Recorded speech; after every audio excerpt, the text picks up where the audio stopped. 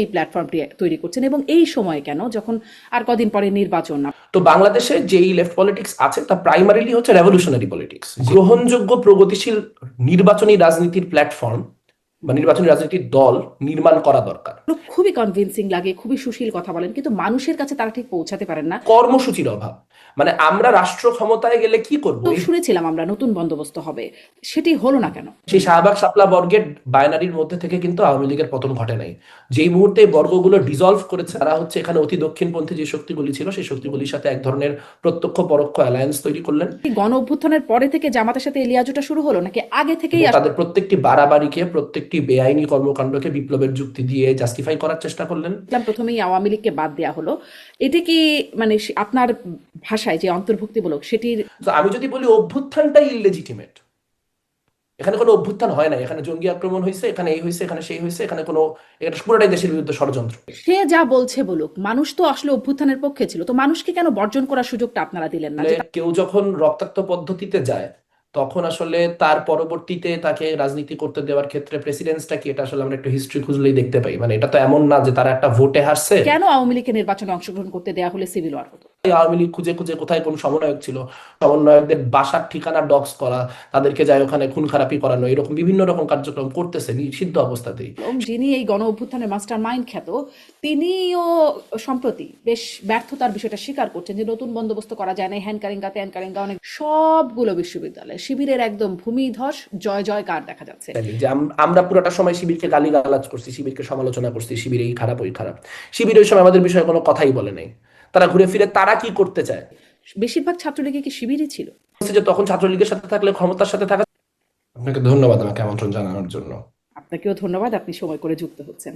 শুরুতেই যে প্রশ্নটা করি যে আপনাকে শুভেচ্ছা জানাই, আপনারা নতুন একটি রাজনৈতিক প্ল্যাটফর্ম গড়ে তুলছেন, এবং সেটি নিয়ে একটু প্রশ্ন করতে চাই যে আপনাদের এটি মানে আপনি বলেছেন বিভিন্ন জায়গায়, তারপরে ছোট করে যদি বলেন কেন এই প্ল্যাটফর্মটি তৈরি করছেন এবং এই সময়ে কেন, যখন আর কদিন পরে নির্বাচন? আপনারা আসলে বিশেষ এই সময়ে করাবারও কোনো উদ্দেশ্য আছে কিনা? আপনারা কি চান?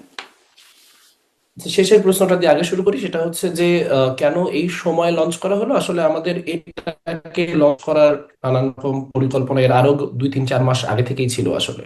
মানে আমরা আমাদের মতো করে আসলে একটা প্ল্যাটফর্ম তৈরি করার জন্য প্রায় 1-1.5 বছর ধরেই নানান মানুষজন, নানান পরিসরের মানুষজন মুভ করছিলাম।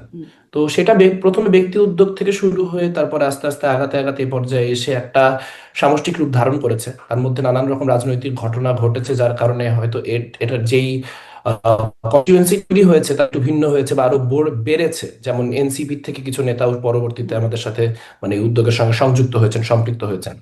তো সেই জায়গা থেকে আসলে এটা এমন না যে এটা আমরা আসলে নির্বাচনের এত আগে মানে এরকম একটা সময় করতে চেয়েছিলাম, আমরা এটা আরো আগে করতে চেয়েছিলাম ইনফ্যাক্ট। মানে এটা আমরা গত মাসে এই লঞ্চিং প্রোগ্রামটা আমরা গত মাসে করবো বলে ভেবেছিলাম, কিন্তু সেটা আসলে লজিস্টিক্যালি বা সবার অন্যান্য কাজকর্ম মিলিয়ে সেভাবে সম্ভব হয়নি দেখেই শেষমেশ এটা এরকম একটা সময় এসেছে। সো এটা এই পার্টিকুলার সময়ে করাটা যে খুব উদ্দেশ্যমূলক এরকম না, তবে আমার মনে হয়েছে যে আসলে এই সময়ে জিনিসটি হওয়ার মধ্য দিয়ে আসলে এক ধরনের একটা নতুন আশাবাদের সঞ্চার হয়েছে। যে জুলাইয়ের পরবর্তী সময়ে তো আসলে প্রচুর মানুষের একটা নতুন রাজনীতির এক্সপেকটেশন ছিল। তো মানুষ সেই এক্সপেকটেশনের জায়গা থেকে অনেক মানুষের আশা হয়তো আবার নতুন করে তৈরি হয়েছে যে না, নতুন কিছু হওয়ার যে আকাঙ্ক্ষা সেটা সম্পূর্ণ শেষ হয়ে যায়নি, নতুন কিছু করার এখনো অনেকে রয়েছে। আর এই প্রথমে নতুন আপনি কিছু যেটা করার জিজ্ঞেস করলেন আমি যে একটু হচ্ছে, এটাও একটু জিজ্ঞাসা করি। আচ্ছা, আপনি শেষ করেন। আর প্রথমে যে কথাটা বললেন আপনি যে হচ্ছে যে এইটা কেন এরকম সময় একটা প্ল্যাটফর্ম মনে হলো, এটা আমি দুটো দিকে ভাগ করে উত্তর দিতে চাই। একটা উত্তর হচ্ছে যে এইটার যে আইডিওলজিক্যাল অবস্থানটা, এটা কেন এলো, এই প্ল্যাটফর্মটা আমরা বারবার করে বলছি আমরা সামাজিক গণতন্ত্রের জন্য লড়াই করবো এবং আমরা যদি রাজনৈতিক দল তৈরি করি ইফ অ্যান্ড ওয়েন, তখন আমরা মূলত একটা ইলেকটোরাল পলিটিক্স এর জন্যই সেটাকে বিল্ড করবো, ইলেকটোরাল পলিটিক্স এর ভেসেল হিসেবেই সেটাকে মানে চিন্তা করবো।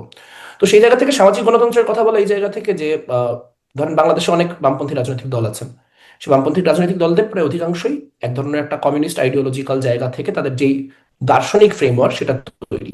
তো ধরেন ব্যক্তিগতভাবে আমি নিজেও সেই দার্শনিক ফ্রেমওয়ার্কেরই লোক, কিন্তু আমি যখন একটা রাজনৈতিক প্রজেক্ট বিল্ড করার চেষ্টা করছি তখন তো আসলে আমার এই নির্বাচনী বুর্জোয়া গণতন্ত্রের অংশ হই, তাহলে তো আমার মানে পুঁজিবাদের কাঠামের মধ্যে থেকেই মানুষজনকে সলিউশন অফার করতে হবে যদি আমি সেটা করতে চাই, যে আমি নির্বাচনী গণতন্ত্রেরই অংশ হব। তো বাংলাদেশে যেই লেফট পলিটিক্স আছে তা প্রাইমারিলি হচ্ছে রেভলিউশনারি পলিটিক্স, যে তারা একটা বিপ্লব করবে সেই বিপ্লবের পরে অনেক কিছু অটোমেটিক্যালি ভালো অবস্থায় চলে যাবে এবং তখন মানুষের জনজীবনের পরিবর্তন ঘটবে। মিনওয়াইল তারা যা যা করে, তারা বলে যে তারা এগুলো শ্রেণী চেতনা বৃদ্ধির লক্ষ্যে বা অন্যান্য নানান কাজে করে। তো সেই জায়গা থেকে আমাদের কাছে মনে হচ্ছে যে বাংলাদেশে একটা ভায়াবল লেফট অপশন কি হতে পারে। কারণ বাংলাদেশের শ্রমজীবীদের মধ্যে ব্যাপক পরিমাণে বৈষম্য আছে, বাংলাদেশে নারী পুরুষ বৈষম্য আছে, বাংলাদেশে আপনার ধর্মীয় সংখ্যাগুরুর আপনার বৈষম্য আছে, জাতিগত বৈষম্য আছে। তো সেরকম একটা দেশে আসলে একটা মানে গ্রহণযোগ্য প্রগতিশীল নির্বাচনী রাজনীতির প্ল্যাটফর্ম বা নির্বাচনী রাজনীতির দল নির্মাণ করা দরকার। এখন দল তো আমরা রাতারাতি নির্মাণ করতে পারবো না, আমরা একটা প্ল্যাটফর্ম নির্মাণ করেছি, যে প্ল্যাটফর্মটা তৈরি করার মধ্য দিয়ে আমরা মানুষের কথা শুনতে চাই, আপনাদের মানুষের সাজেশন। উদ্দেশ্যটা মোটামুটি স্পষ্ট মেঘ মোল্লা। আপনারা কি তাহলে বাম ঘরানারই রাজনীতি করতে চান? মানে এই আপনি অবশ্য আমাকে এরকম একটা বাইনারিতেই কোয়েশ্চেনটা করবেন আপনার জায়গা থেকে, কিন্তু আমরা আসলে যে কারণে এটা অ্যাভয়েড করে যেতে চাই বা চেয়েছি বারবার করে, তার কারণ হচ্ছে যে বাংলাদেশে আসলে বামপন্থী এবং ডানপন্থী বলতে কি বোঝানো হয় তা আসলে বৈশ্বিক প্রেক্ষাপট থেকে একটু আলাদা। কিন্তু যদি আমরা বলছি সোশ্যাল ডেমোক্রেটিক, আমি যদি পিওরলি একাডেমিক্যাল জায়গা থেকে বলি, তাহলে সেটা অবশ্যই একটা মধ্য বামপন্থী রাজনীতিই বটে। আচ্ছা, কিন্তু এই যে বামপন্থী রাজনীতি, যারা আমাদের সাথে বিভিন্ন সময় কথা বলবার সুযোগ তো হয় নেতাদের সাথে, তাদের কথাগুলো খুবই কনভিন্সিং লাগে, খুবই সুশীল কথা বলেন, কিন্তু মানুষের কাছে তারা ঠিক পৌঁছাতে পারেন না।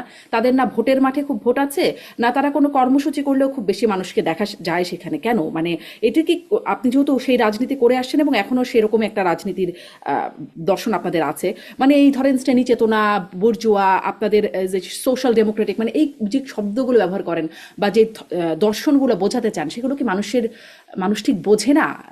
মানুষের মধ্যে আপনারা রিচ করতে পারেন না? আপনাদের কমিউনিকেশনে দুর্বলতা আছে কি আসলে?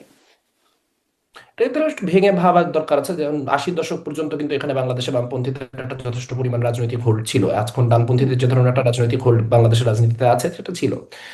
আমার কাছে মনে হয় যে আসলে সোভিয়েত ইউনিয়ন পতন পরবর্তী যে সময় এবং বিশ্ব রাজনীতির যে অবস্থা, তাতে আসলে বাংলাদেশের বামপন্থী রাজনীতি সেই অর্থে কোনো রকম কোনো দিক মানে কোনো রকম দিক দিশাহীন ভাবে বেশ একটা বড় সময় কাটিয়েছে।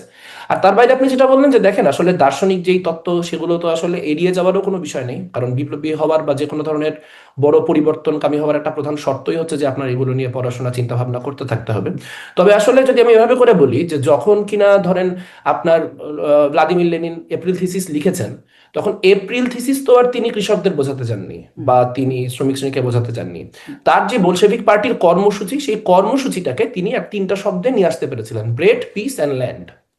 তো যে শ্রেণী চেতনা বোঝে না, যে হচ্ছে আপনার বুর্জোয়া রাষ্ট্র কাঠামোর কি সাম্রাজ্যবাদ কিভাবে পুঁজিবাদের সর্বোচ্চ স্তরে, এগুলা বোঝে না, সেও কিন্তু ব্রেড বোঝে, পিস বোঝে, ল্যান্ড বোঝে। যে ওই যে মানে মানে আমাদের বাংলাদেশের কমিউনিস্ট পার্টিও বলে যে রুটি রুটি রুটি রুজি ভাত কাজ। তো আমার মনে হয় যে আসলে মুশকিলটা হচ্ছে কর্মসূচির অভাব। মানে আমরা রাষ্ট্র ক্ষমতায় গেলে কি করব, এই বুর্জোয়া গণতন্ত্র অক্ষত অবস্থাতে আমরা যদি ভোটের মধ্যে জিতে যাইতে পারি, তাহলে আমরা জনগণকে কি করব, জনগণকে কি দিব, সলিউশনটা কি? এই যে কর্মসূচি, আমার কাছে মনে হয় এখানে কর্মসূচির একটা ল্যাকিং আছে, আমি যদি বাংলাদেশের বামপন্থী রাজনীতির ক্ষেত্রে বলি। এবং কর্মসূচির যে ল্যাকিংটা না, এটা ইনসিডেন্টাল না, এটা কাঠামোগত কারণেই হবে।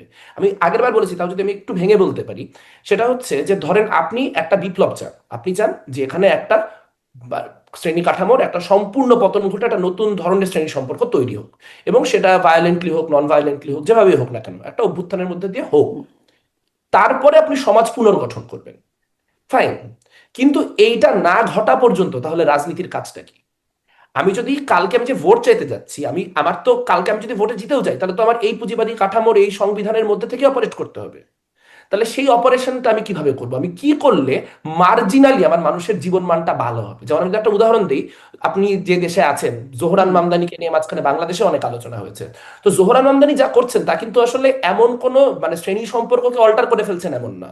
তিনি নিউ ইয়র্কের যেই করের হার, সেটাকে নিউ জার্সির করের হারের সমান করছেন, কিন্তু সেটার মধ্য দিয়ে তিনি যাচ্ছেন এমন একটা মানে একদম ফান্ডামেন্টাল জীবনমান বদলাই দিতে পারে এমন একটা জিনিস, যে আপনি ওইখানকার যেই ট্রান্সপোর্টেশন সার্ভিস, সেই ট্রান্সপোর্টেশন সার্ভিস ফ্রি করে দিলেন, বা আপনি সেখানে ইউনিভার্সাল মানে আপনার জি, চাইল্ড কেয়ারের ব্যবস্থা করলেন। বুঝছি সো মেঘমুল্লার আমাদের বসু, এখানে মানে যদি ধরেন আসলে আপনি যে বলছেন যে, আলোচনাগুলো অনেক বেশি, আমি যদি একটু শেষ করতে পারি পয়েন্টটা, যে আচ্ছা, আমরা আমরা যেখানে ডিফারেন্ট হব বা হতে চাই, সেটা হচ্ছে আমি যখন মানুষের কাছে যাব, আমি তার বাড়ি ভাড়া নিয়ে কথা বলবো, আমি কেন তার গ্যাসের এই অবস্থা এটা নিয়ে কথা বলবো, আমি জিততে পারলে কেন সেগুলো ডিফারেন্ট হবে এই কাঠামোর মধ্যেই, সেই আলোচনাটা তার সাথে করব।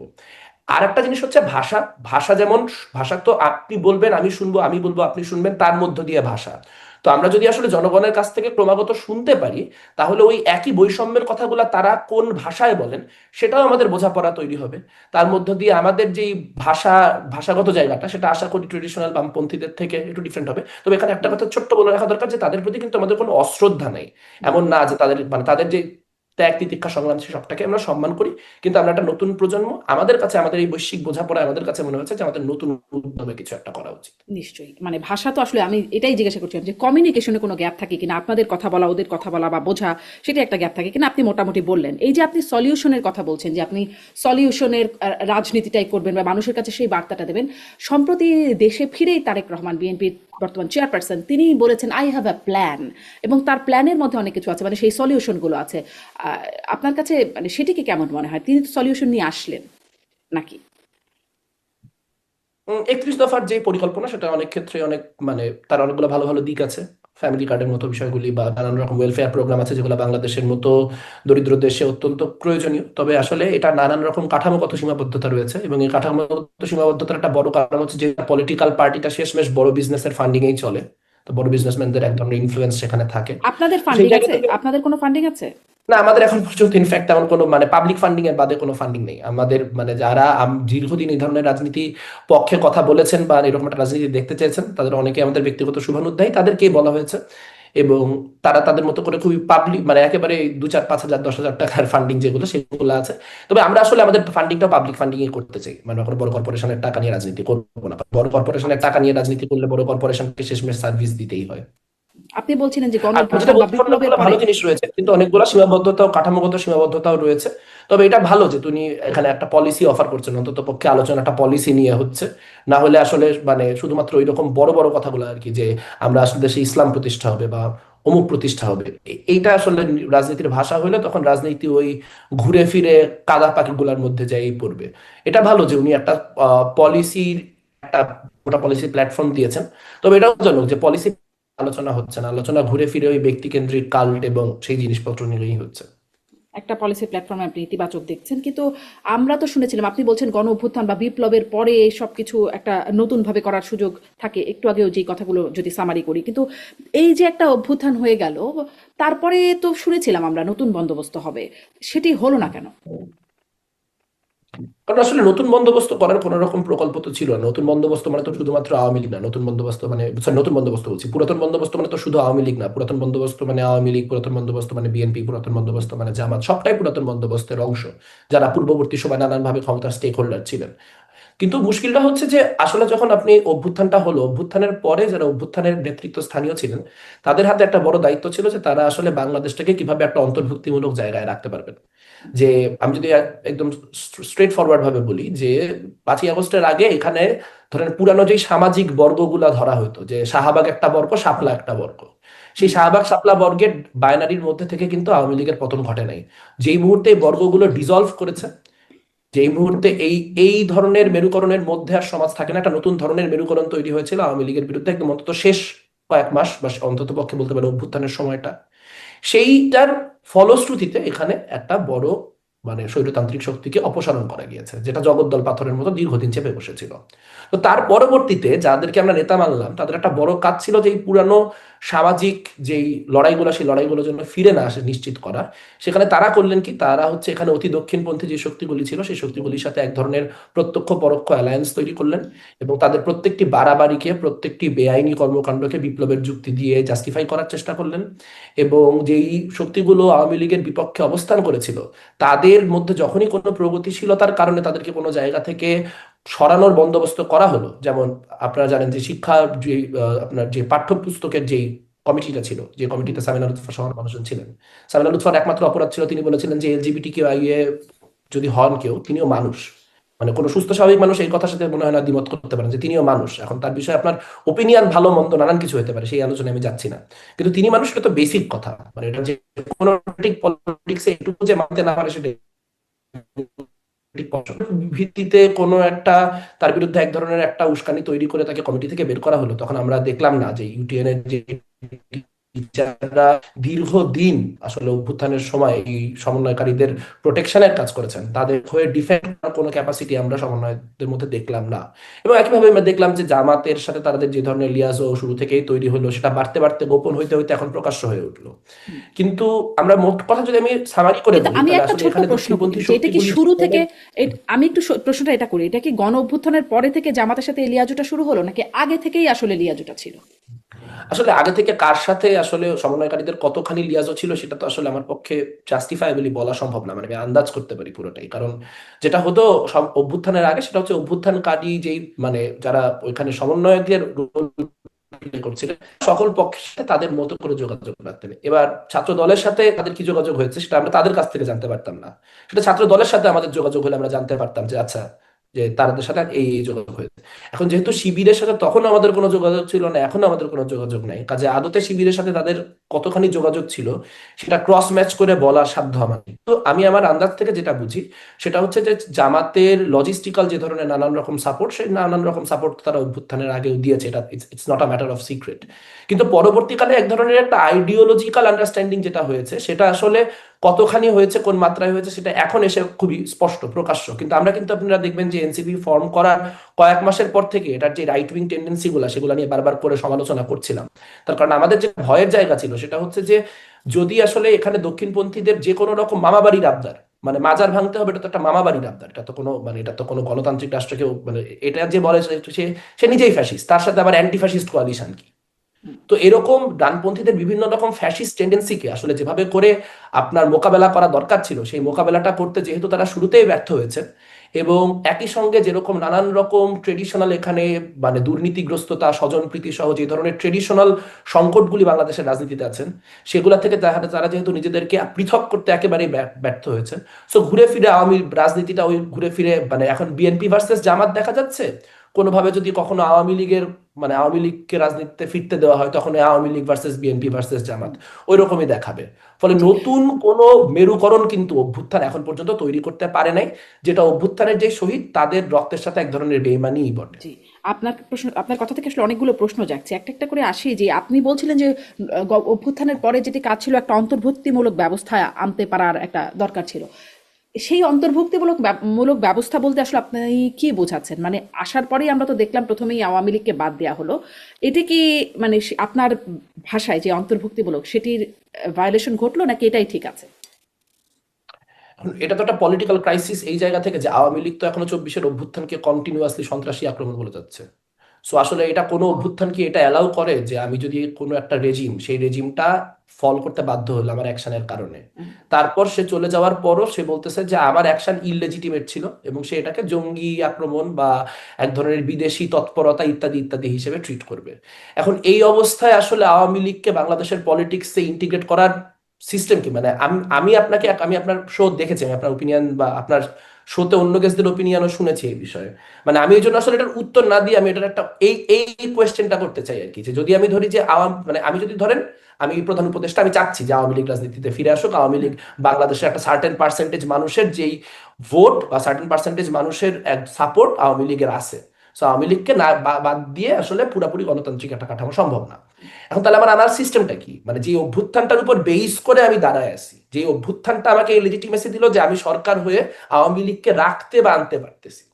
তো আমি যদি বলি অভ্যুত্থানটাই ইললেজিটিমেট, এখানে কোনো অভ্যুত্থান হয় না, এখানে জঙ্গি আক্রমণ হয়েছে, এখানে এই হয়েছে, এখানে সেই হয়েছে, এখানে কোনো, এটা পুরোটাই দেশের বিরুদ্ধে ষড়যন্ত্র, তাহলে তো আসলে তাহলে তো আবার ওই অভ্যুত্থানের যেই অবস্থান সেখানে যায় পৌঁছাইতে হবে আর কি। তখন তো আবার একটা সিভিল ওয়ার পরিস্থিতি সৃষ্টি হবে, কারণ সে তো কিন্তু এখন পর্যন্ত প্রশ্নটা এই এটা না যে আসলে আপনারা মানে জয়ী পক্ষই কি আনা বা বাদ দেওয়ার অথরিটি রাখে, তখন কি আসলে জনগণের হাত থেকে এই অথরিটিটা চলে যায়, যারা অভ্যুত্থানে জয়ী হয় তাদের কাছে আসে? কারণ আমার মনে আছে ডক্টর মোহাম্মদ ইউনূস তিনি আন্তর্জাতিক একটা গণমাধ্যমের সাক্ষাৎকারে বলেছিলেন আওয়ামী লীগকে নিষিদ্ধ করবার বা এরকম কোনো পরিকল্পনা এই সরকারের নাই। তারপরে মানে হঠাৎ করে হাসনাত আবদুল্লাহ গিয়ে যমুনা ঘেরাও টেরাও করলেন, বা সাথে সাথে হয়ে গেল আর কি। একরকম তথাকথিত চাপ বলেই তখন অনেকে বলছিলেন যে একটা চাপে পড়ে সরকার এটা করতে বাধ্য হলো, যেখানে সরকার বলেছিল তাদের কোনো পরিকল্পনা নাই। তো আসলে ওটাই আমার প্রশ্ন ছিল যে অ্যালাউ মানে তারা বাদ হয়ে তাদেরকে সরকার পতন করানো হয়েছে কিন্তু তারা রাজনীতি করতে পারছেন না, এই সিদ্ধান্তটা কি জয়ীদের নেওয়ার কথা? এখন আনফরচুনেটলি বা ফরচুনেটলি আসলে যে কোনো একটা অভ্যুত্থান বা বিপ্লব বা যাই বলেন না কেন, সেখানে যখন আসলে কেউ যখন রক্তাক্ত পদ্ধতিতে যায়, তখন আসলে তার পরবর্তীতে তাকে রাজনীতি করতে দেওয়ার ক্ষেত্রে প্রেসিডেন্সটা কি, এটা আসলে আমরা একটু হিস্ট্রি খুঁজলেই দেখতে পাই। মানে এটা তো এমন না যে তারা একটা ভোটে হারছে, এখন আগে তারা সরকার দল ছিল, এখন তারা বিরোধী দলের চেয়ারে যায় বসবে। সো বিষয়টা একটা বাইনারি তো এখানে হয়েছে। যদি যদি আমি বলি যে আওয়ামী লীগ রাজনীতি করতে পারে, আওয়ামী লীগ কি রাজনীতি করে আওয়ামী লীগকে এসে বলবে যে হচ্ছে যে না ঠিক আছে, তাহলে আমরা অভ্যুত্থানের যারা ছিল অভ্যুত্থানের পুরো ঘটনাটা আসলে আমরা মেনে নিছি, আমাদেরও নানান সীমাবদ্ধতা ছিল, অভ্যুত্থানের রেজাল্ট মাইনে নিয়েই আমরা হচ্ছে রাজনীতি করতেছি। মানে এইটার যে কোনো একটা কোনো রকম একটা সমঝোতায় আসতে হলে আগে তো যেই পক্ষটা পরাজিত হইলো সে তো এখনো পরাজয়ই স্বীকার করে না। আপনি যে বলতেছেন বিজয়ী পক্ষ এটা করতেছে ওইটা করতেছে, সে তো মনে করতেছে যে সে এখন ওই ওয়ার্ডটাই চলতেছে, যে অভ্যুত্থান হয়েছে, অভ্যুত্থানের পরে তারা দিল্লি গেছে, এখনো তাদের লোকজন আছে, তারা ইউনূসকে অবৈধ বলে সরায়, তারা তারা তো কি বলছে যে নৌকায় ভোট না হলে তারা ভোট দিতে যাবে না, মানে তাদের ভোটারদেরকেও তারা বলছে। সো তাদের আলটিমেট গোলটা কি, যে সামহাউ এখানে আবার একটা কোনো কাউন্টার কিছু ঘটানো, যেটার মধ্য দিয়ে অভ্যুত্থানটা ইললেজিটিমেট হয়ে যায়। এখন যে অভ্যুত্থান করছে তার এই সরকারের প্রতি যদি 1 কোটি রাগও থাকে, তাও তো এইটার তো একটা কমন জায়গা আমাদের, যে অভ্যুত্থানটা যেহেতু হয়েছে, কাজে অভ্যুত্থানটাকে স্বীকৃতি আওয়ামী লীগও যদি রাজনীতি আচ্ছা, করতে মানে চায়, আমার কাছে আওয়ামী এখানে লীগকে বেসিক অভ্যুত্থানটাকে প্রশ্ন হচ্ছে, স্বীকৃতি দিয়ে করতে হবে। সে যা বলছে বলুক, মানুষ তো আসলে অভ্যুত্থানের পক্ষে ছিল, তো মানুষকে কেন বর্জন করার সুযোগটা আপনারা দিলেন না, যে তাদেরকে মানুষ বর্জন করুক? কেন মানে জয়ীরা এসে সিদ্ধান্ত নিয়ে নিতে হয় যে তাকে রাজনীতি করার অধিকার তারটা আমরা নিয়ে নেব, সে আর করতে পারবে না? মানে না, মানুষের উপর কি এই প্রথম কথা বিশ্বাসটা হচ্ছে যে নাই যে আমি, মানুষকে দিলে মানে মানুষে আপনি যে তাদের বর্জন জায়গায় করবে? আমিও সেই জায়গায় এক সেন্সে, যে এখানে তো আসলে গভর্নমেন্টের পলিসি কি হয় তার উপর তো আমার কোনো নিয়ন্ত্রণ নেই, কিন্তু কথাটা যেটা সেটা হচ্ছে যে আপনার যেই আইনগুলি ব্যবহার করা হয়েছে অনেক ক্ষেত্রে, যেমন ছাত্রলীগকে নিষিদ্ধ করার জন্য যে আইন ব্যবহার করা হয়েছে, এই আইন শেখ হাসিনার নিজের বানানো আইন, 2009 সালের আইন, আপনার সন্ত্রাস হুম, দমন আইন বা এরকম এরকম নামে একটা আইন আছে। সন্ত্রাস তো বিরোধী। সেই ধরনের আইন, যেই ধরনের আইনগুলি ব্যবহার করে আওয়ামী লীগকে নিষিদ্ধ করা হয়েছে, সেটা আসলে খুবই মানে দুশ্চিন্তাজনক এই জায়গা থেকে, যেটা মানবাধিকারের ভায়োলেশনের ক্ষেত্রে প্রচন্ড পরিমাণ আইনকে ব্যবহার করা যায়। এবং আমরা ডেভিল হান্ট সহ আরো নানান ক্ষেত্রে দেখতে পাইছি যে অধিকারের নানান রকম লঙ্ঘন হয়েছে। ইভেন আমরা দেখতে পাই যে জেলখানায় গত 1 বছর সোয়া বছরে প্রায় 150-র মতো মানুষ জেল কাস্টডিতে মারা গেছে, যেটা খুবই অ্যালার্মিং। কারণ আমরা নিজেরা মোশতাকের মৃত্যুর পরে শেখ হাসিনার আমলে বড় আন্দোলন করছি, এবং মানে শেখ হাসিনার বিরুদ্ধে আমাদের বড় একটা অভিযোগ ছিল যে মানে প্রিজনারদের কিভাবে ট্রিট করা হচ্ছে, এবং রাজনৈতিক বিরোধীদেরকে প্রিজনার হিসেবে ট্রিট করা হচ্ছে কিনা। তো সেই জায়গা থেকে আসলে এটার যে প্রসিজারাল জায়গাগুলো আছে, যে কি কি আইনে এটাকে নিষিদ্ধ করা হলো এবং কিভাবে করা হলো, সেইটা নিয়ে তো আসলে সমালোচনা আমাদেরও আছে। কিন্তু আসলে আমরা মানে আমি গড়পড়তা এরকম বলতে পারি না যে আসলে আওয়ামী লীগকে আসলে নির্বাচন করতে দিয়ে দেওয়া উচিত ছিল। আওয়ামী লীগকে নির্বাচন করতে দিলে এখানে নির্বাচন হতো না, এখানে একটা সিভিল ওয়ার হতো। এটা এটা আসলে বাংলাদেশের রাজনীতি সম্পর্কে যাদের ধারণা আছে তাদের এটা এই ব্যাপারে মানে ক্ল্যারিটি থাকার কথা, যে এখন আওয়ামী লীগ যদি নির্বাচন করতে দিই, যে হচ্ছে বাংলাদেশের দেশের পরিস্থিতি আগের থেকে আরো স্থিতিশীল হচ্ছে। যে কারণ আমি অন্তর্ভুক্তি চাই, কেন অন্তর্ভুক্তি চাই? স্থিতিশীলতার প্রয়োজনে। অন্তত যদি আচ্ছা, সবগুলা কেন পক্ষকে আমি আওয়ামী থাকতে লীগকে দেই, মানে আমি একটু তাহলে এক আহ, ধরনের একটা আ- আমি একটু আর্গুমেন্টের সাথেই জিজ্ঞাসা করছি, কেন আওয়ামী লীগকে নির্বাচনে অংশগ্রহণ করতে দেওয়া হলে সিভিল ওয়ার হতো? আওয়ামী লীগকে নির্বাচনে অংশগ্রহণ করতে দিলে তার নির্বাচনের মোড় থাকতো না। কারণ আওয়ামী লীগকে আপনি আপনি আওয়ামী লীগ নিষিদ্ধ অবস্থায় আওয়ামী লীগ খুঁজে খুঁজে কোথায় কোন সমন্বয়ক ছিল, সমন্বয়কদের বাসার ঠিকানা ডক্স করা, তাদেরকে যায় ওখানে খুন খারাপি করানো, এরকম বিভিন্ন রকম কার্যক্রম করতেছে নিষিদ্ধ অবস্থাতেই। সে লেজিটিমেসি পাওয়ার পরে প্রথমত যে কাজটা করতো সেটা হচ্ছে চোখের যত প্রতীক এবং 24 কেন্দ্রিক যত কিছু, তার বিরুদ্ধে এক ধরনের ওয়ার ঘোষণা করতো। তো তখন হওয়ার পরে তখন আপনার ওই বেসিকলি ওই আপনি মানে আপনার মানে আগস্ট 5-এর আগের যে 10-15-20 দিনের সিচুয়েশন, সেই সিচুয়েশনে আমাদের ফিরতে হতো। এই মুহূর্তে তাদের কোনো আচ্ছা, লেজিটিমেসি নাই তাহলে দেখে কি তারা অনেক কাজ আওয়ামী করতে লীগের পারে। এত শক্তি, মানে এখন তো প্রশাসন আর আওয়ামী লীগের হাতে না, যেটা আগে ছিল, অভ্যুত্থানের আগে যেটা ছিল, সবকিছু প্রশাসন থেকে সবকিছু আওয়ামী লীগের মানে নিয়ন্ত্রণে ছিল, এখন তো ঠিক সেরকম না।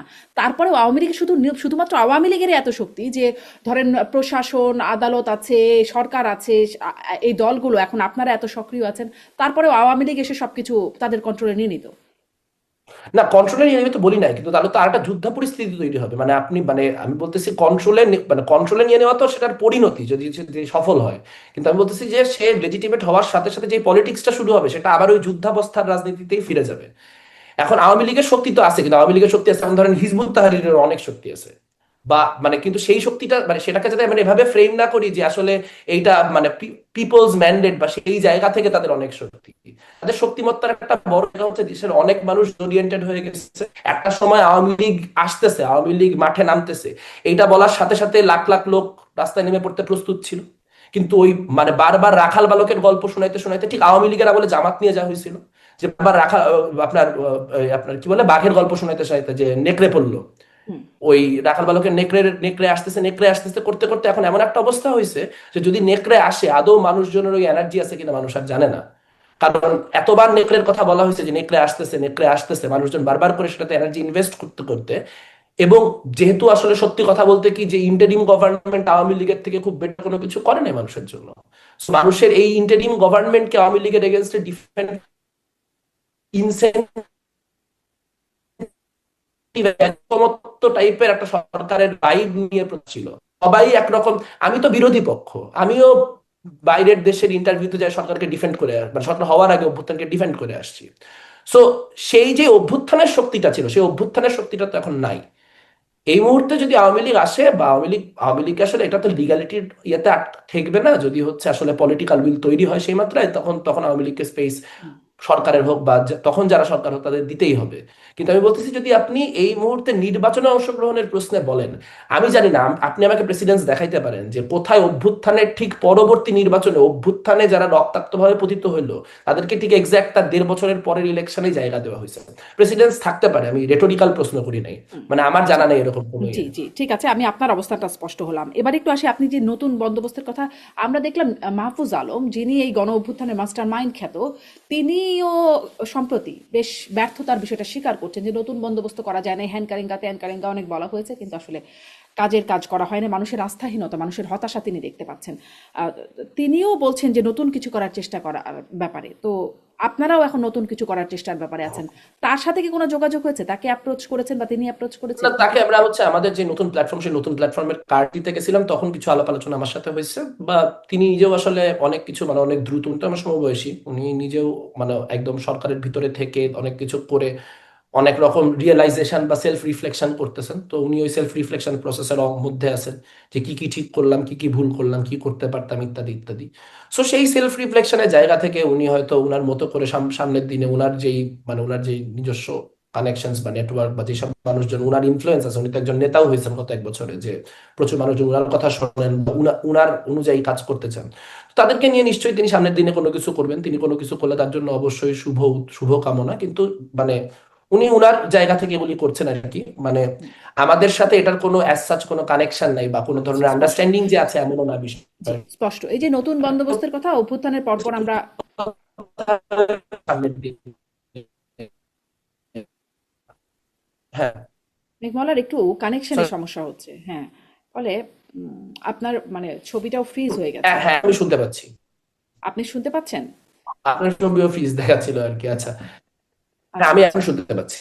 আপনি শুনতে পাচ্ছেন, আচ্ছা আমরা কন্টিনিউ করি। হ্যাঁ, এখন আবার আপনাকে পাচ্ছি যে যেটি নতুন বন্দোবস্ত, যেটি অভ্যুত্থানের পরপর খুবই পপুলার। আপনারও একটা ইন্টারভিউয়ের মধ্যে আমি শুনছিলাম মেঘমালা, যে আপনি বলছেন যে আহ, নতুন বন্দোবস্ত খুবই পপুলার কিন্তু পুরনো বন্দোবস্তটা কনভেনিয়েন্ট, ফলে মোটামুটি বুঝলাম যেটি যে কনভেনিয়েন্ট পথেই সবাই বেছে নিচ্ছে। আহ, আপনারা বলছেন সেই নতুন বন্দোবস্তের সেই ধারণাটা ফেল করেছে, যেটা মানে মাহফুজ আলমও বলছিলেন বলে আমি জিজ্ঞাসা করছিলাম। তো এখন আপনি বলছেন যে সত্যিকারের নতুন বন্দোবস্তের দিকে হাঁটতে হবে বা যেতে হবে, সেটি আপনি বলছিলেন। এই যে ধরেন আগে শুনলাম নতুন বন্দোবস্ত, এখন শুনছি সত্যিকারের নতুন বন্দোবস্ত, এরপরে যদি কেউ আরো এসে বলতে চায়, সে কি বলবে তখন? মানে নতুন বন্দোবস্ত মানে ধরেন কি কসম নতুন বন্দোবস্ত, বা একদম দিব্যি নতুন বন্দোবস্ত, এরকম কিছু বলবে? না, এখানে মুশকিলটা হচ্ছে কি আমরা কিন্তু নতুন বন্দোবস্ত শব্দটাই বলুন বা বাংলাদেশ পন্থাই বলুন, এই শব্দগুলো কিন্তু আমরা ব্যবহার করছি না আমাদের প্ল্যাটফর্ম থেকে। এটা হচ্ছে যে বারবার মানে মিডিয়া এই লেক্সিকনে এত অভ্যস্ত হয়ে গেছে যে মিডিয়া বারবার করে এই ফ্রেমে আমাদেরকে প্রশ্নটা করে। মানে আপনি যদি এই ইন্টারভিউতে নতুন বন্দোবস্ত শব্দটা ইন্ট্রোডিউস না করতেন, আমার আলোচনায় একবারও নতুন বন্দোবস্ত শব্দটা আসতো না। কারণ এই কথাটা হচ্ছে ধরেন মানে এটা মানে নতুন বন্দোবস্ত বলার কিছু নাই আর কি। একটা বন্দোবস্ত নতুন হলে বা কেউ নতুন কিছু অফার করলে এটা মানুষ নিজে থেকেই বুঝে যে আচ্ছা এটা নতুন, এই কথাটা আগে কেউ বলে না, এই কথাটা নতুন ভাবে কেউ বলতেছে, বা এটা আসলে রাষ্ট্র এতদিন যেভাবে চলছে তার থেকে আলাদা কিছু। কিন্তু আসলে নতুন বন্দোবস্ত কথাটা একটু ফাঁকা শব্দ, কারণ ধরেন আমি যদি বাংলাদেশের ব্যবস্থা থেকে আপনার কিউবার ব্যবস্থার দিকে যাই সেটাও একটা নতুন বন্দোবস্ত, আবার আমি যদি বাংলাদেশের ব্যবস্থা থেকে আপনার সাউথ কোরিয়ার ব্যবস্থার দিকে যাই সেটাও একটা নতুন বন্দোবস্ত, আবার যদি আফগানিস্তানের ব্যবস্থার দিকে যাই সেটাও একটা নতুন বন্দোবস্ত। তো এখন ধরেন যিনি আফগানিস্তানের আলাদা চাওয়ার আকাঙ্ক্ষাটাকে নতুন বন্দোবস্ত হিসেবে ফ্রেম করতেছেন। এর ফলে এই শব্দটা নিয়ে এক ধরনের একটা প্রচন্ড ধোঁয়াশা, একটা অস্পষ্টতা, এক ধরনের একটা ভীতি জনমনে তৈরি হয়েছে। তো সেই জায়গা থেকে আসলে নতুন বন্দোবস্ত নিয়ে আলাদা করে কথা বলার তো কোনো কিছু নাই, যে বাংলাদেশের যেই মানে আইন কাঠামো, এখানকার যেই রাষ্ট্র কাঠামো, সেই রাষ্ট্র কাঠামো একটা কলোনিয়াল কাঠামোর দ্বারা প্রভাবিত, এবং সেই কলোনিয়াল কাঠামো থেকে আমরা কখনোই সেভাবে বের হতে পারিনি। আমাদের যে রাজনৈতিক অভিমুখ সেটা সেই কলোনিয়াল কাঠামোগুলোকে ভাঙার দিকে এবং একটা সাম্যমূলক সমাজ তৈরির দিকে একটা আকাঙ্ক্ষা, সেই আকাঙ্ক্ষাকে আচ্ছা। রিফ্লেক্ট করবে। এবং সেটা ধরেন সেটা শুধুমাত্র সংখ্যা ধর্মীয় পরিচয়ে সংখ্যাগরিষ্ঠ মানুষের জন্য তৈরি হওয়া একটা বাংলাদেশ না, সেটা ইমান আকিদাগত জায়গা থেকে যারা যারাই সংখ্যালঘু আছেন, সংখ্যালঘু বলতে আমি শুধু হিন্দু বৌদ্ধ খ্রিস্টান বোঝাচ্ছি না, ধরেন বাংলাদেশে একটা ম্যাসিভ পরিমাণ তরিকতপন্থী জনগণ আছেন, তারাও কিন্তু শেষ বিচারে সংখ্যালঘু। বা জাতিগত যারা সংখ্যালঘু, আপনার আদিবাসী, বা যারা হয়তো সংখ্যায় সমান কিন্তু ক্ষমতার প্রশ্নে প্রান্তিক, যেমন নারী, এরকম সকল প্রান্তিকতার যে মানুষ, তাদেরকে আসলে কোনোভাবে একটা কমন রাজনৈতিক লক্ষ্যের দিকে নিয়ে যেতে হবে। তা না হলে আসলে আমরা ঘুরে ফিরে এই বিভিন্ন রকম সামাজিক বর্গগত যে লড়াই, সে এই লড়াইয়ের যে ভিত্তি আপনি ঘুরপাক বলছিলেন খাবো। যেটি একটা ফাঁকা টার্ন, নতুন বন্দোবস্তটা বা এটা অনেক কিছুই আর কি নতুন বন্দোবস্ত হতে পারে। তো শুরু থেকেই ধরেন নতুন বন্দোবস্তের কথা যখন বলা হয়েছে তখন কি আসলে সেটি শুধু আওয়ামী লীগের বন্দোবস্ত বাতিল করে নতুন কিছু, মানে এই বন্দোবস্ত আসছে সেরকম কিছু প্ল্যান ছিল? মানে এটাও একটু বুঝতে ইচ্ছে করে যে নতুন বন্দোবস্ত যখন কথাটা শুনেছি আমরা বারবার, তখন আসলে কি এনসিপির বা এনসিপি নেতা যারা আছেন সেই সময় থেকে যারা আছেন বা অভ্যুত্থান নেতারা, তাদের কাছে একরকম বন্দোবস্ত, নতুন বন্দোবস্ত, বা ডক্টর ইউনুসের কাছে একরকম বন্দোবস্ত, জামাত ইসলামের কাছে একরকম নতুন বন্দোবস্ত, মানে সবার কাছে কি আলাদা আলাদা সংজ্ঞা ছিল নাকি একটা কোনো টার্ম ছিল যে এটা আসলে নতুন বন্দোবস্ত হবে? কোনো সিস্টেম বা কোনো ফ্রেমওয়ার্ক কি না, ছিল? মানে এটা আসলে আসলে একটা এমটি সিগনিফায়ারই ছিল সব সময়, মানে এই কথাটা দিয়ে আসলে কোন রকম, মানে হয়তো যখন টানটা প্রথম তৈরি হয়েছিল সেটা জন আকাঙ্ক্ষাকে প্রতিফলন করার জন্য একটা শব্দ হিসেবেই জিনিসটা এসেছিল। যখন আমরা দেখতাম যে অভ্যুত্থানের আগে নানান জায়গায় দেয়াল টেয়ালে লেখা no Awami League, no BNP, no Jamaat, Chhatra League, Chhatra Dal, Chhatra Shibir চাই না, পুরানো কোনো কিছু চাই না, এই ধরনের একটা আকাঙ্ক্ষা তো আসলে স্পেশালি তরুণদের মনে ভয়াবহভাবেই ছিল, যে আমাদের যে কনভেনশনাল পলিটিক্স আমরা এতদিন দেখছি এটা আমরা চাই না, আমরা এর বাইরে কিছু একটা চাই। তো সেইটার রিফ্লেকশন হিসেবেই হয়তো শুরুতে এইটা আসছিল। কিন্তু নতুন বন্দোবস্ত বলতে আসলে কি বোঝানো হবে বা কি হলে আমাদের আসলে সবার কাঙ্ক্ষিত একটা নতুন বন্দোবস্ত হবে, সেইটা কিন্তু আসলে কেউই খুব একটা ভালো আর্টিকুলেট করতে পারেন নাই, পাঁচটার পরেও পারেন নাই। আমি যে একদম পিওরলি তাত্ত্বিক অর্থেও বলি, কি কি ঘটলে সেটা হবে তার কোনো ইয়ে ছিল না। এখন মাহফুজ আলম হয়তো মাহফুজ আলমের মতো করে প্রথম কিছুদিন চেষ্টা করেছেন, কিন্তু সরকারের লোক হয়ে গেছেন, তো সরকারের লোক হয়ে গেলে তো আসলে আমি যখন দেখবো যে আপনি মুখে বলতেছেন, যেমন আমি ওনাকে একাধিক ফেসবুক স্ট্যাটাসে গালাগালি করছি, যে হচ্ছে মানে গালাগালি না, ঠিক সমালোচনা করছি, যে উনি মানে একদিকে বলতেছেন যে এখানে একটা আমরা একটা সিভিলাইজেশন, দুইটা সিভিলাইজেশনের মাঝখানের একটা সিভিলাইজেশন, আমরা একটা সিভিলাইজেশনাল মেল্টিং পট ইত্যাদি ইত্যাদি, কিন্তু আবার দেখা যাচ্ছে যে একই সময় মাজার ভাঙতেছে। তো তখন তো মানে থিওরিটিশিয়ান হিসেবে তো আসলে সরকারি লোক থাকাটা খুব ডিফিকাল্ট। সো ওটা থিওরিটিক্যাল কাজকর্ম খুব বেশি হয় না, আর প্র্যাকটিক্যালি নতুন বন্দোবস্ত বলে যত ধরনের খারাপ কাজ আছে সবকিছু করা হয়েছে জি, টেকনোলজি করার স্পষ্ট। জন্য। মানে নতুন বন্দোবস্ত ফাঁকা বলে এই বিষয়টা আপনি স্পষ্ট করলেন। আপনি বলছেন হ্যাঁ, তরুণদের মনে নতুন কিছুর প্রত্যাশা ছিল, মানে পুরনো যেগুলো দল ছিল সেগুলোর বাইরে কিছু।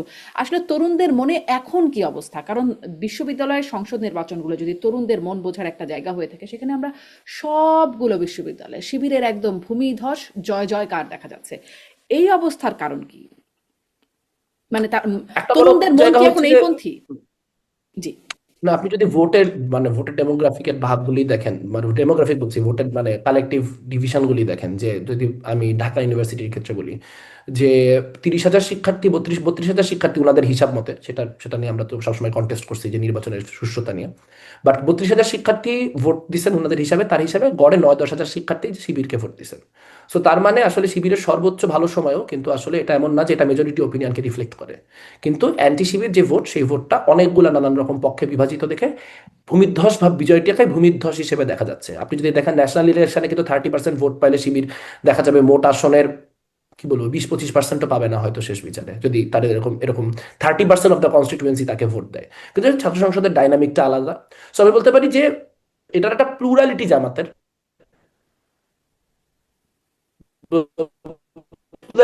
প্লুরালিটি শিবির পেয়েছে, কিন্তু সেই পাওয়াটা কি কি ইন্ডিকেট করে, একটা ইন্ডিকেট করে হচ্ছে যে অ্যাপলিটিক্যাল সময়ে বিভিন্ন রকম অ্যাপলিটিক্যাল নেটওয়ার্কের মধ্যে পলিটিক্যাল ইনফিল্ট্রেশন খুবই কার্যকর একটা পদ্ধতি।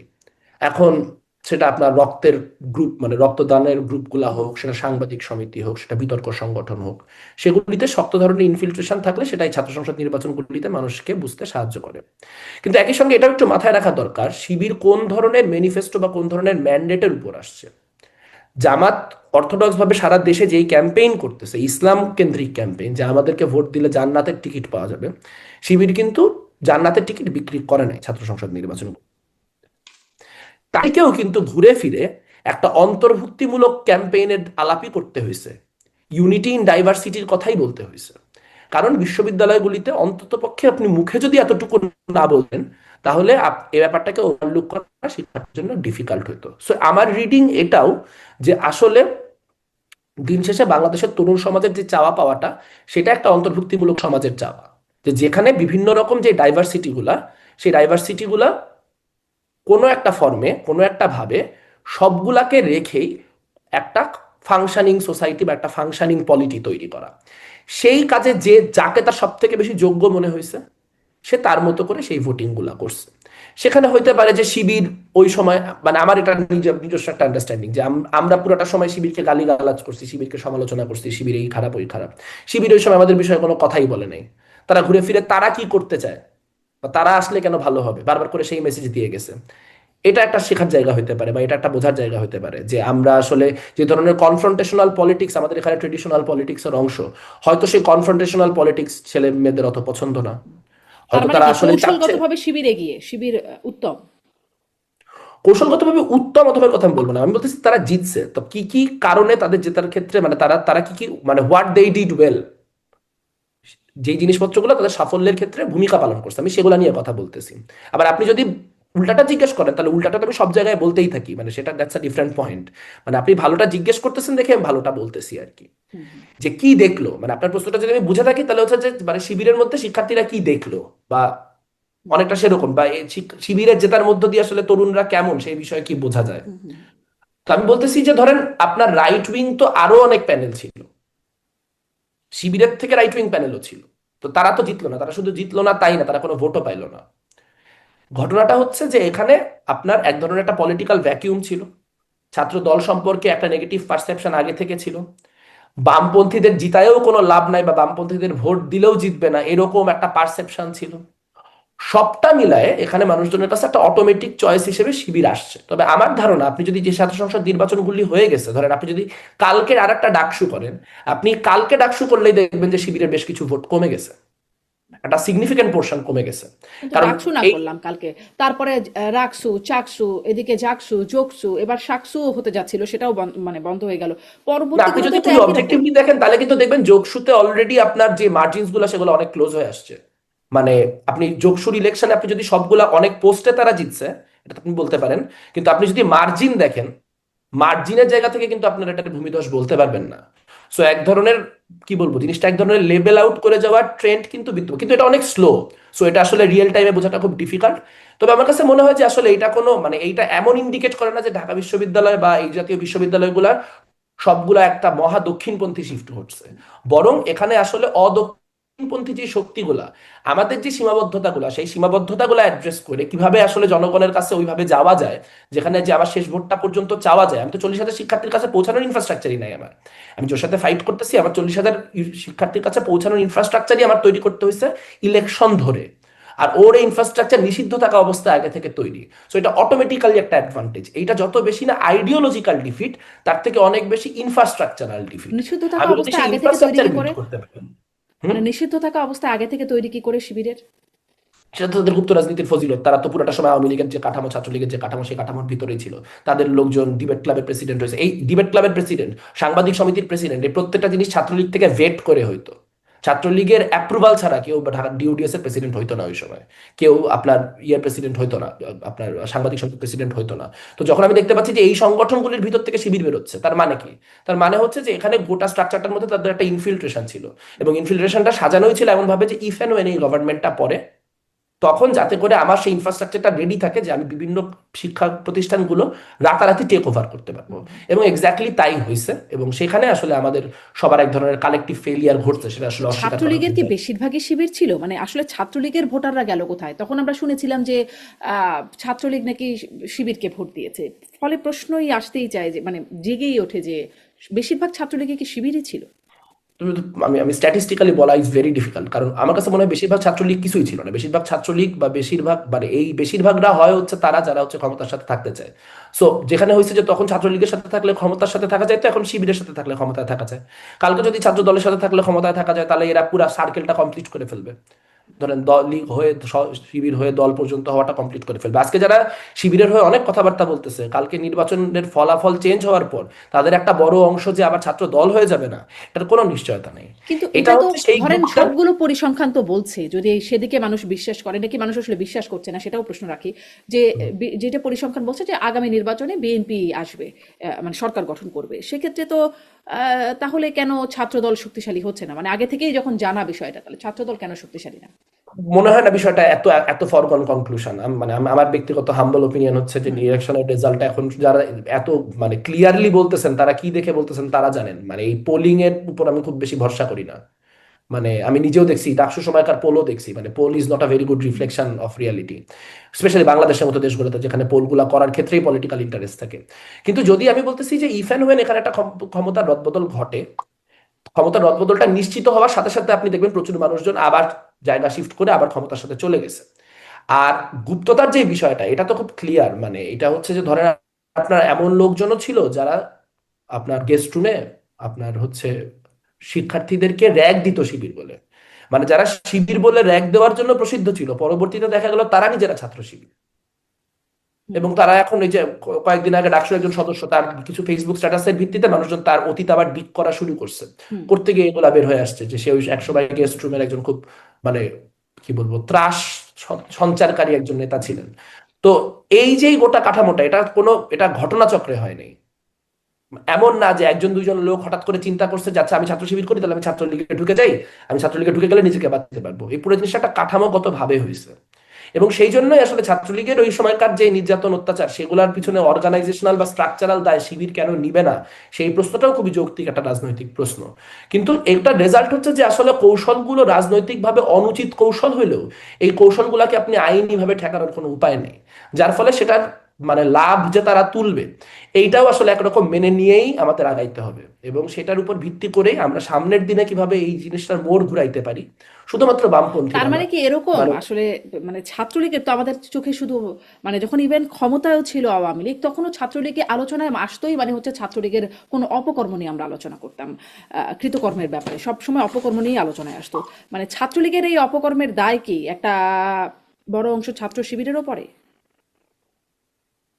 মানে কত মাত্রায় পরে সেটা তো আসলে ডিবেটেবল, কিন্তু একটা অংশ তো পরেই, কারণ তারা অর্গানাইজেশনালি নিজেদেরকে সব থেকে বড় অ্যান্টি শিবির প্রমাণ করার জন্য শিবির বিরোধী বিভিন্ন রেটরিক উৎপাদন করা এবং শিবিরকে ডিহিউম্যানাইজ করার কাজটা তাদের লোকরা সবচেয়ে বেশি করছে সেই সময়। যাতে করে যদি ওই যে বলে না যে অতিভক্তি চোরের লক্ষণ, তো যারা সব থেকে বেশি হাসিনা হাসিনা সব থেকে বেশি মুজিব মুজিব করতো, তাদের একটা অংশ করতো এই জন্য যাতে তাদেরকে কখনো শিবির বলে না ধরা হয়। আপনি যদি সারাক্ষণ শিবির বিরোধিতা মুখে মুখে করতে থাকেন, তাহলে যখন আমি শিবির খুঁজতে যাবো তখন আপনার নামটা তো আমার মনে আসবে না। আপনার মনে হবে যে আচ্ছা ও তো শিবিরের বিরোধিতাই করে, তাহলে ও তো আর শিবির হবে না। তো এইরকম করতে করতে আসলে এই ধরনের জিনিসপত্রগুলো তো আসলে তাদের তো দায় থাকে, দায়ের মাত্রা নিয়ে প্রশ্ন উঠতে পারে যে কতটুকু দায়। কিন্তু এক ধরনের সাংগঠনিক বা কাঠামোগত দায় তাদেরও আছে। জি। অনেক সময় এটাও আলোচনায় আসে যে আবরার হত্যাকাণ্ডে যারা জড়িত ছিল তাদের মধ্যেও শিবিরের একটা ইন্ধন ছিল বা সম্পৃক্ততা ছিল, এবং পরবর্তীতে আইনি ব্যাটলেও দেখা গেছে যে মানে জামাতপন্থী আইনজীবী, জামাতের আইনজীবী, এখন তো তিনি ইয়ে করছেন, নির্বাচনী করছেন, শিশির মনির, তিনিও তাদের আইনজীবী ছিলেন। এইটার সাথে কি আপনি কোনো রকম এই এই এই ন্যারেটিভের কোনো সত্যতা বা আপনার কোনো মূল্যায়ন আছে? না, আসলে এই পার্টিকুলার ঘটনার ক্ষেত্রে আমি এরকম কোনো মন্তব্য করতে চাই না, কারণ আসলে যদি 5ই আগস্টের পরে যারা আসছে তাদের অনেকের বিএনপি জামাতের পরিবার থেকে, মানে যারা খুনি তাদের মধ্যে অনেকে বিএনপি জামাতের ব্যাকগ্রাউন্ডের ছিলেন, সেটা সত্যি। কিন্তু আমরা আসলে এভাবে করে খুব যে অনেক শিবিরের লোকজনকে সেই জায়গায় দেখতে পাইছি এমন না। এবং আসলে যেহেতু এটা খুব একটা সেন্সিটিভ ইস্যু, এটা আসলে তার ভাইও একাধিকবার বলতে চাইছে যে না, এটা নিয়ে আসলে তার মানে সে নিজে এটা মনে করে না, বা এটা নিয়ে অনেক কথা হয়েছে। আর শিশির মনিরের পার্টিসিপেশনটা আমি দেখি যে আসলে আমার মাঝে মাঝে মনে হয় যে হিটলার যদি নুরেমবার্গের সময় যখন শিশির মনি থাকতো, তাহলে হিটলারের উকিলও শিশির মনির হইতেন। মানে উনি যে শেখ হাসিনার উকিলটা শেষমেশ হন না, এটাই তাজ্জব বিষয় আর কি। মানে বাংলাদেশের যত ধরনের কন্ট্রোভার্সিয়াল মামলা সেগুলো লড়ার মধ্য দিয়ে এক ধরনের একটা পিআর তৈরি করার চেষ্টা তো তার আছেই। সো আমি ওইটাকে শিশির মনিরের অংশগ্রহণটাকে আইডিওলজিক্যাল হিসেবে দেখি না, ওটা আমি পিওরলি আপনার এক ধরনের একটা ফুটেজ করি বা এক ধরনের একটা পাওয়ারের পক্ষে থাকার যেই কাজ সেটার অংশ হিসেবেই দেখি। জি সো এই পার্টিকুলার ঘটনা নিয়ে আমি এরকম কোনো জি মন্তব্য করবো মেঘমালার না, একটু এখন যদি ছোট ছোট থেকেও থাকে আমি জানি না। আচ্ছা একটু ছোট ছোট করে শুনি, কারণ অনেকগুলো প্রসঙ্গ আর একটু কথা বলবো বলে ভাবছিলাম। সেটি হচ্ছে যে সম্প্রতি মানে গণভোটের যে প্রচারণা চলছে, সরকার তো একদম সরাসরি হ্যাঁ ভোটের পক্ষে প্রচারণা করছে। আপনি এটাকে কেমন ভাবে দেখছেন? আপনারা কোন পক্ষে, মানে আপনাদের প্ল্যাটফর্মটা গণভোটে কোন পক্ষে? আমরা এখন পর্যন্ত এখানে আলোচনা করি নাই, তবে আমরা যে বিষয়টা আমি একদম ইন্ডিভিজুয়ালি বা হচ্ছে আপনি আমার মানে এনপি এর অবস্থান থেকে বলেন বা আমার ছাত্র ইউনিয়নের অবস্থান থেকে বলেন, সব জায়গা থেকে যে কথাটুকু বলা যায় বা যে কথাটুকু আমরা আসলে বাংলাদেশের বিবেকবান মানুষ সবাই বুঝতেছি, সেটা হচ্ছে এটা কোনো গণভোট হচ্ছে না। গণভোট আপনি হ্যার পক্ষে থাকবেন না নার পক্ষে থাকবেন সেটা একটা সেকেন্ডারি কোয়েশ্চেন। প্রাইমারি কোয়েশ্চেন হচ্ছে যে এটা কোনো গণভোটের প্রসেস হচ্ছে কিনা। এটা কোনো গণভোটের প্রসেস হচ্ছে না। আপনি জানেন যে যে কোনো আধুনিক গণতান্ত্রিক রাষ্ট্র যদি গণভোট হয় সেখানে সরকারের থাকার কথা নিউট্রাল আরবিট্রেটর। সেখানে একটা হ্যাঁ ক্যাম্পেইনের পক্ষে একটা টাকা সরকারেরই ডোনেট করার কথা, না ক্যাম্পেইনের পক্ষেও একটা সার্টেন অ্যামাউন্ট অফ টাকা সরকারেরই ডোনেট করার কথা। যে এইটা হচ্ছে মানে তারা দুইটা ক্যাম্পেইনকে বুঝাই দিবে এবং সরকার নিউট্রাল থাকবে, আরবিট্রেটর থাকবে। কিন্তু এই গণভোটটা প্র্যাকটিক্যালি ইউনূস সরকারের উপর এক ধরনের একটা রেফারেন্ডামের মতো করে হচ্ছে, যে ইউনূস সরকারের সংস্কার প্রজেক্টের পক্ষে যদি আপনি থাকেন তাহলে হ্যাঁ দেন। এবার এইটা যদি সরকার গোটাটা সময় হ্যাঁ কথা বলতে থাকে, যদি হচ্ছে আপনার আমলাদেরকে বলে দেওয়া হয় যে হ্যাঁ ভোটের ব্যবস্থা করেন, নির্বাচনী প্রার্থীরা নিজেদেরকে ভোট দিক আর না দিক মানে হ্যাঁ পক্ষে প্রচারণা করতে, ধরেন নিজের ক্যাম্পেইন করার মতো ভোট চাওয়ার তো এখনো সুযোগ নেই। আপনি দেখবেন ঢাকা শহরে অনেক পোস্টার, পোস্টার তো এখন একটা সাটানোর সুযোগ নাই। তাহলে পোস্টার আছে কেন? পোস্টার সে নিজের জন্য ভোট চাচ্ছে না, সে বলতেছে আমি অমুক আসনের প্রার্থী, গণভোটের জন্য হ্যাঁ বলুন। মানে নিজের প্রচার না করে নিজের প্রচার করা, তাহলে সেও নিজের প্রচার নিজে না করার অংশ হিসেবেও সে গণভোটে হ্যাঁ পক্ষে প্রচার করে ফেলতেছে। আবার আমি একটু আগে একটা নিউজ দেখতেছিলাম আপনার সাথে বসার আগেই, যে কোন এক ইউএনও বা কোনো একজন সরকারি কর্মকর্তাকে না বলছে, মানে সে নার পক্ষে মানুষকে ভোট দিতে বলছে, এটাকে বলা হচ্ছে যে নার পক্ষে ভোট দেওয়ার ষড়যন্ত্র। এখন না ভোট দেওয়া যদি ষড়যন্ত্র হয় আর হ্যাঁ ভোট দেওয়া যদি বাধ্যতামূলক হয়, তাহলে ভোট করার দরকার কি? মানে গণভোট বিষয়টাই তো এইটা, যে আমি এইটার পক্ষে কেন যাওয়া উচিত এবং এটার বিপক্ষে কেন যাওয়া উচিত, সেই দুইটা সম্পর্কে সম্যক ধারণা নিয়ে দুই পক্ষের সকল আর্গুমেন্ট শোনার পরে একটা ইনফর্মড ডিসিশন নিব। সেইটা নেওয়ার তো কোনো রকম ব্যবস্থা এরা রাখে নাই, বরং তারা এমন একটা পরিস্থিতি সৃষ্টি করছে যে না ভোটের পক্ষে কোনো কথা হলেই সেটাকে তারা জুলাই বিরোধী হিসেবে আখ্যা দিচ্ছে। এটা এক্সট্রিমলি ডেঞ্জারাস। যে যদি না ভোটটা জুলাই বিরোধী হয়, তাহলে তো হ্যাঁ ভোট না ভোটের বিষয় নেই, তাহলে বললেই পারে যে জুলাই অভ্যুত্থান ভালো ছিল কি মন্দ ছিল এটার পক্ষে ভোট দেন। মানে তার তো ভোট করার প্রয়োজন নাই এখানে তো জুলাইয়ের পক্ষে কোনো জুলাই, এটাকে জুলাইয়ের উপর রেফারেন্ডাম হিসেবে তৈরি করার অর্থ হচ্ছে এটার যে টেকনিক্যাল জায়গাগুলি আছে সেই জায়গাগুলিকে সম্পূর্ণ ওভারলুক করানোর একটা চেষ্টা। এবং এই ফর্মে যদি এটা পাস জি হয়, আপনি দেখেন জুলাই সনদের একটা গুরুত্বপূর্ণ জায়গা হচ্ছে যে জুলাই সনদে বলা হচ্ছে যে কি বলে কনস্টিটিউশন বদলানোর জন্য গণভোট একটা জাস্টিফায়েবল পন্থা হবে। যে জুলাই সনদ হ্যাঁ পাশ হলে গণভোট করে সংবিধান বদলানো যাবে।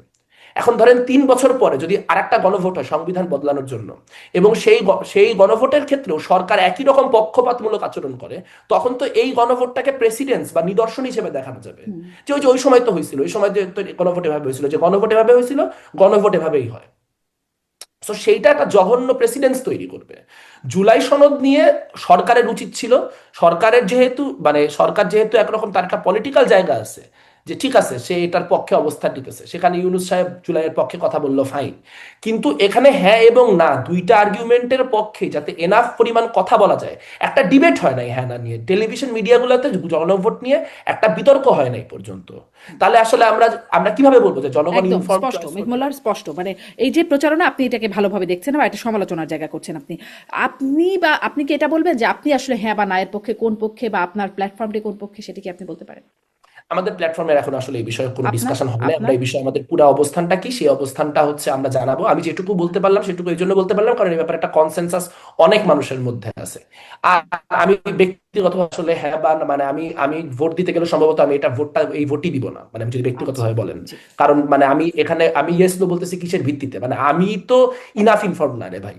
মানে আমি আমি নিজেকেই ইনাফ ইনফর্ম মনে করি না এরকম একটা সিরিয়াস ক্রুশাল ভোটের জন্য যে ধরনের মানে আলোচনা হওয়া দরকার ছিল সেটার সাথে তো আমি পুরাপুরি এক্সপোজ না। আমি হয়তো ধারাগুলা জানি যে কি কি হবে, কিন্তু এটার ব্যাপারে বিচার বিবেচনা করার সেটা তো আমি নিজেও এখনো ডিসাইড করি নাই।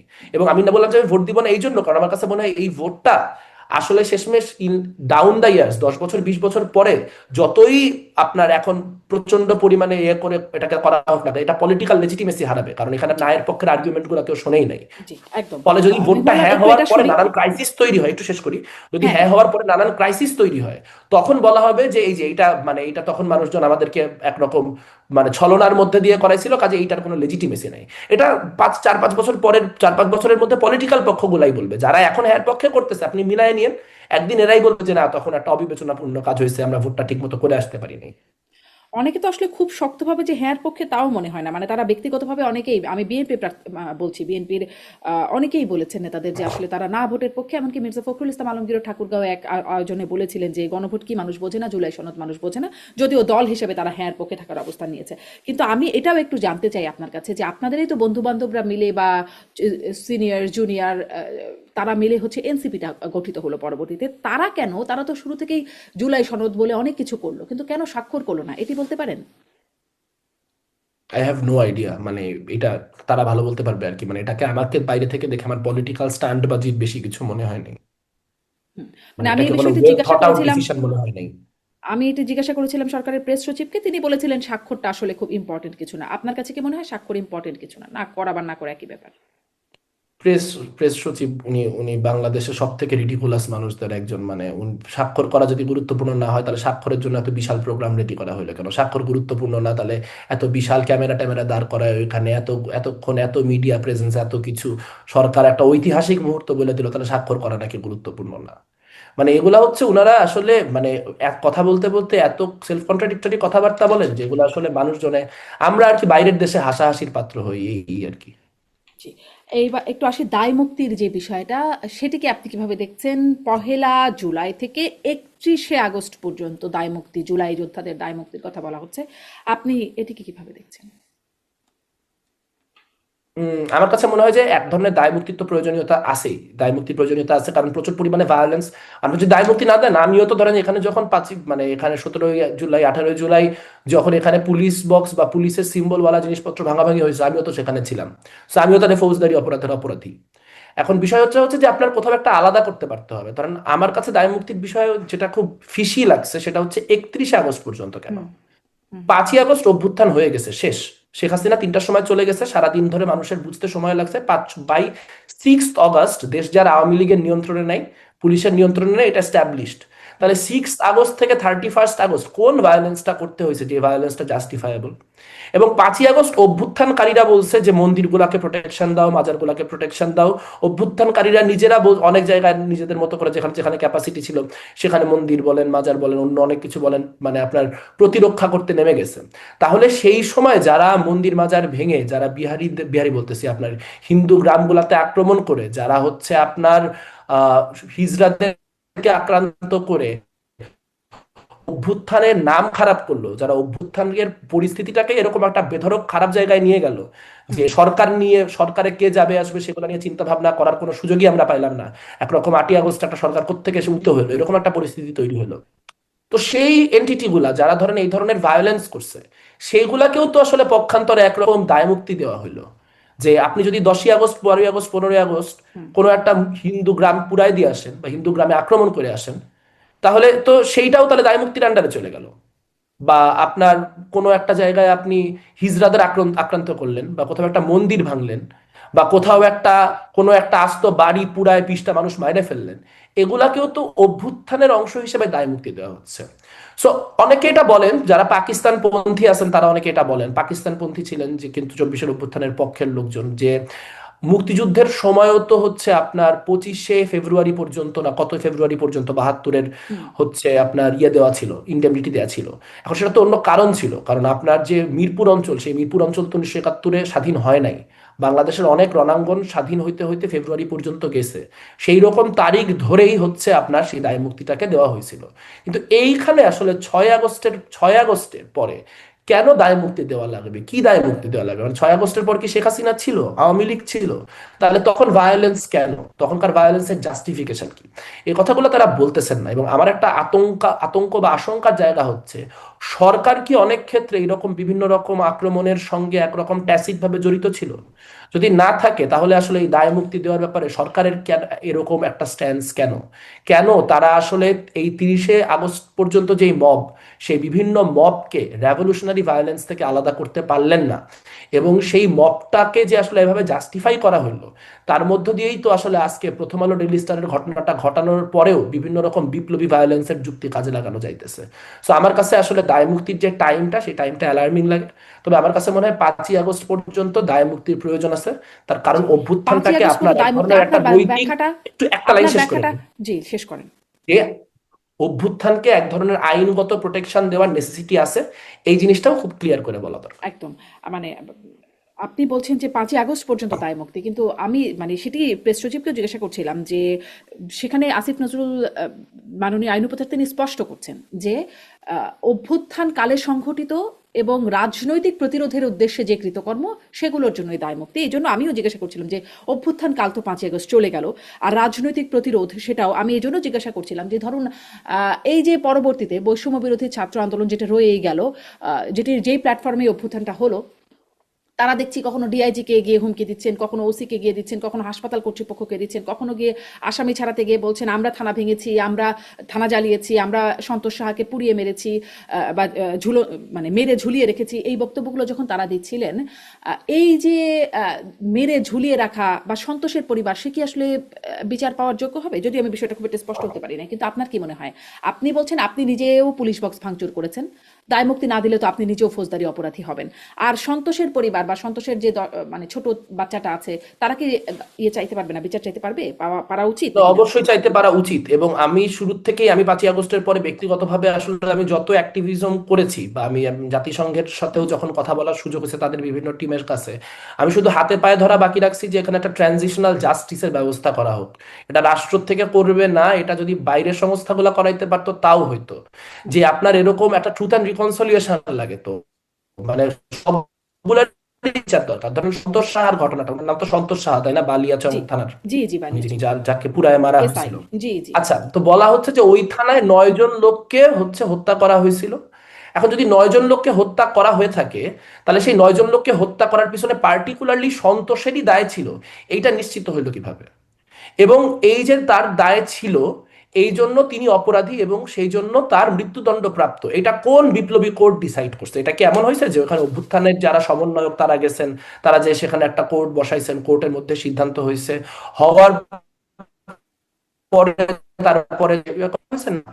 বরং ওইখানে অনেকগুলা পুলিশ অফিসার ছিল, গোটা থানাটাকে ওকে রেখে দেওয়া হয়েছিল, আমি যদি ভুল না করে থাকি। হুম হুম এবং একরকম মিলিটারি তাকে একরকম বেইটের মতো মানুষজনের কাছে দিয়ে যান, এবং সেই ক্ষুব্ধ অবস্থায় তারা তাকে হত্যা করেন, হত্যা করার পর মানে ঝুলায় রাখেন।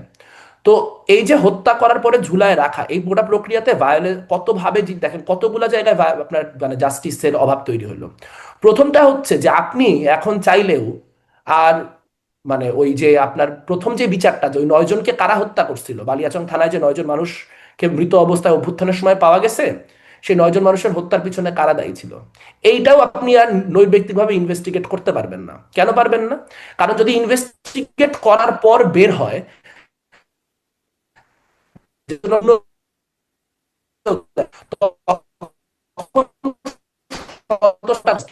বা যদি আপনি মেনেও নেন যে সন্তোষের কারণে হয়েছিল, তাহলেও এই প্রক্রিয়ায় মানুষকে খুন করা রেভলিউশনারি ভায়োলেন্স হিসেবে জাস্টিফাইড কিনা, এই প্রশ্নের কোনো উত্তর নেই।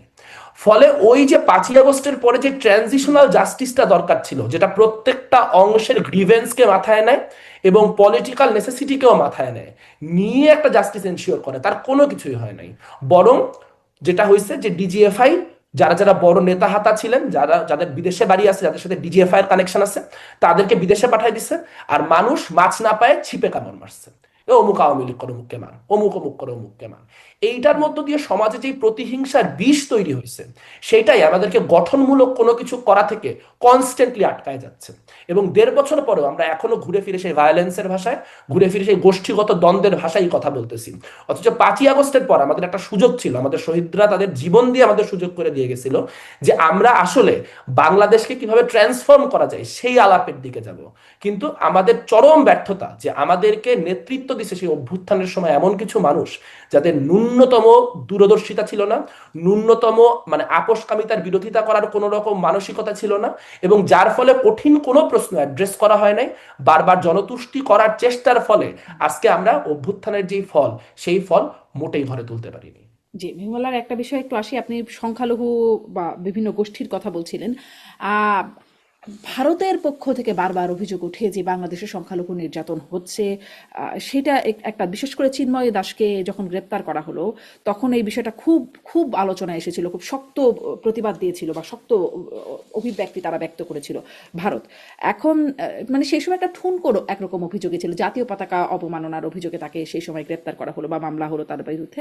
এখন তাকে আইনজীবী আলিফ হত্যা মামলায়ও তাকে 39 জনের বিরুদ্ধে চার্জশিট হয়েছে, তিনিও একজন চার্জশিটভুক্ত আসামি। আপনি আসলে এটি কি মনে করেন, এখানে কি আসলে সংখ্যালঘু বিদ্বেষ আছে নাকি এখানে আসলে অপরাধ আছে?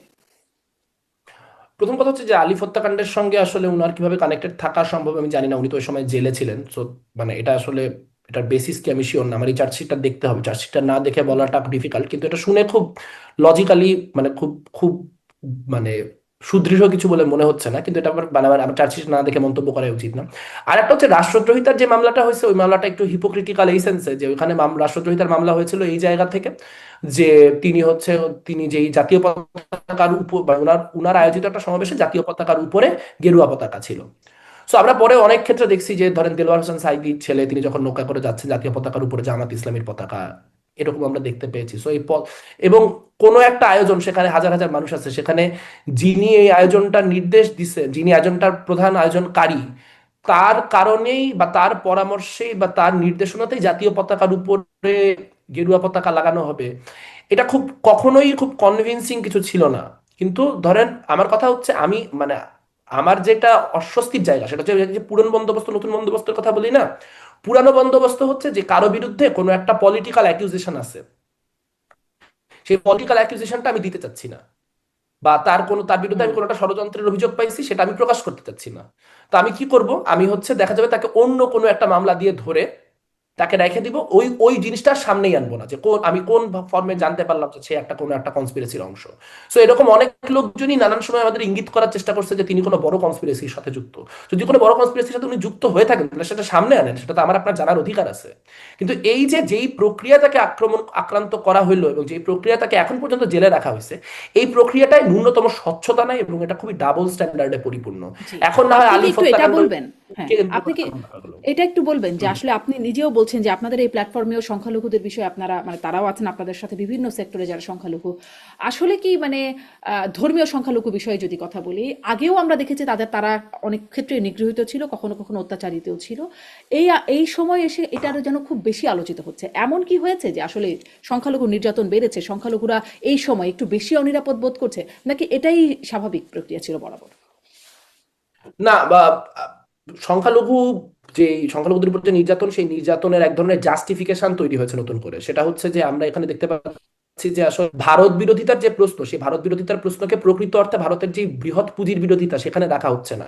এই জন্য আমরা দেখতে পাচ্ছি মাহমুদুর রহমানের মতো মানুষ, যিনি হয়তো কোনো একটা সময় আপনার এখানে টাটার ইনভেস্টমেন্টের পক্ষেও কথা বলেছেন, সেই লোক হঠাৎ করে প্রচন্ড ভারত বিরোধী হয়ে ধরেন কি ধরনের মন্তব্য করতেছেন। ধরেন ডাকসু নির্বাচন নিয়ে তিনি মন্তব্য করতেছেন যে জগন্নাথ হলের শিক্ষার্থীরা যে শিবিরের প্রার্থীদেরকে ভোট না দিয়ে ছাত্র দল এবং ছাত্র ইউনিয়নের প্রার্থীদেরকে ভোট দিয়েছেন, এটার ভারতের ইঙ্গিতে হয়েছে কিনা এটা উনি সম্পাদকীয় লিখে জানতে চাচ্ছেন। তো আপনি চিন্তা করে দেখেন এটা উল্টাটা করলে কি পরিস্থিতি তৈরি হতো। কোনো মানে আওয়ামী লীগ পন্থী লোক বা কোনো বামপন্থী লোক বা কোনো বিএনপি পন্থী লোক যদি লিখতেন যে শহীদুল্লাহ হলে শিক্ষার্থীরা যে এত পরিমাণে সাদিক কায়েমকে ভোট দিল, এইটা পাকিস্তানের ইন্ধনে হয়েছে কিনা বা পাকিস্তান থেকে এই এই খবর এসেছে কিনা সেটা যে খতিয়ে দেখার প্রয়োজন আছে, তাহলে তার কি রিফ্লেকশন হইতো। সাথে সাথে সব মানে তিনটা মব হয়ে যেত, ওই পত্রিকার অফিস উড়াই দেওয়া হইতো।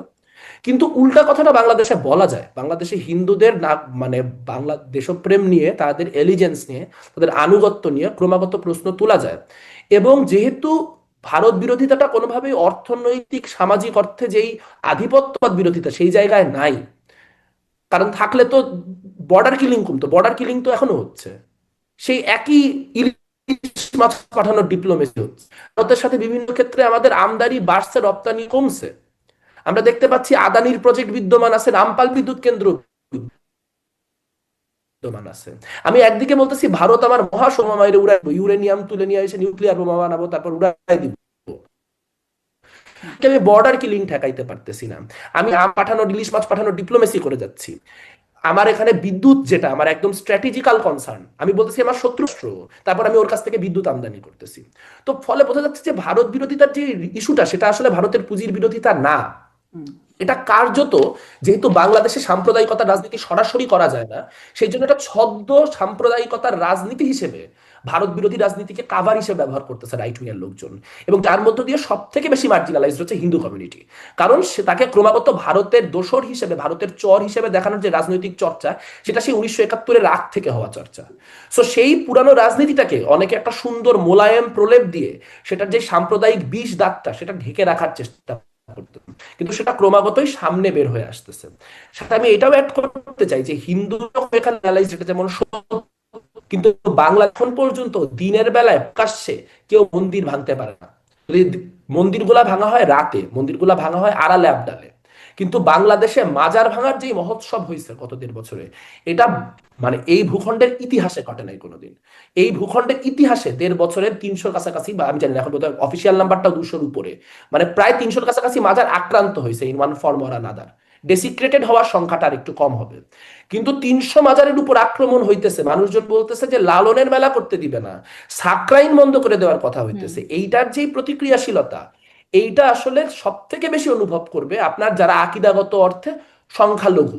সেই ক্ষেত্রে তরিকতপন্থী মুসলিমরাও প্রচন্ড পরিমাণ একটা প্রেশারের মধ্যে আছে। আপনি দেখতে পাচ্ছেন যে কারণে দেখতেছেন সুন্নিরা আলাদা ইলেকশন করতেছেন। হুম। আমরা দেখতে পাইতেছি যে হচ্ছে গিয়াসউদ্দিন তাহেরি তিনি নির্বাচনে দাঁড়াচ্ছেন। তার কারণ কি? তার কারণ হচ্ছে যে এই মানুষগুলা আর বাংলাদেশের যে নতুন রাজনীতি, যে নতুন রাজনীতিতে নিজেদের জায়গা দেখতে পাচ্ছেন না, নিজেদেরকে দেখতে পাইতেছেন না।